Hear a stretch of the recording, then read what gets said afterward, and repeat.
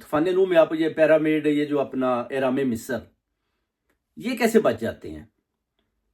یعنی اگر آپ حضرت ادریس علیہ السلام کی طرف بھی جاتے ہیں، یعنی ان کا بھی تو تعلق تھا نا طوفان نوح کے ساتھ. کیا تعلق تھا وہ میں آپ کو اگلے ویلاگ میں بتاؤں گا.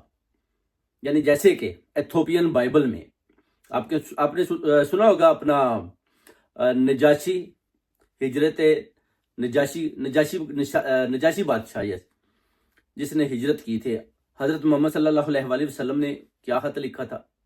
ایتھوپین بائبل میں ابھی بھی ذکر موجود ہے کہ آپ کا ایک نبی آپ کی کتاب میں میرا ذکر کرتا ہے اور بعد میں اس کو چوتھے آسمان پر اس کی روح کو قبض کر لیا جاتا ہے.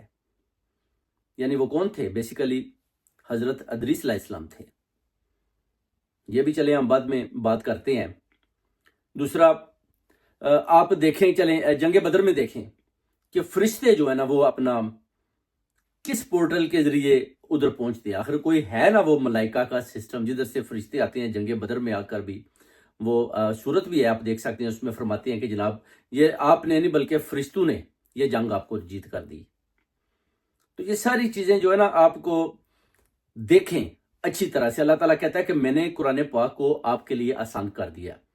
عقل والوں کے لیے اشارہ کافی ہے. اب ہم قرآن پاک تو پڑھتے ہیں مگر اس میں دیکھنا ہے کہ اللہ تعالیٰ کی ذات نے وہ کون سا اشارہ دیا ہے جس کو ہم نے سمجھنا ہے، سوچنا ہے. یعنی آسان بھی بنا دیا ہے. اگر پھر بھی ہمیں سمجھ نہیں آتی تو پھر آپ کہہ سکتے ہیں کہ اس کو کیسے جو ہے نا اپنا ہمیں پڑھنا چاہیے، کیسے اس کو تفسیر کے ساتھ دیکھنا پڑے گا.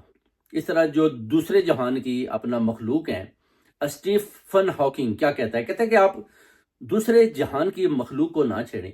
ہو سکتا ہے کہ وہ آپ سے بہت زیادہ طاقتور اور وہ آ کر آپ کے اوپر قبضہ کر لے.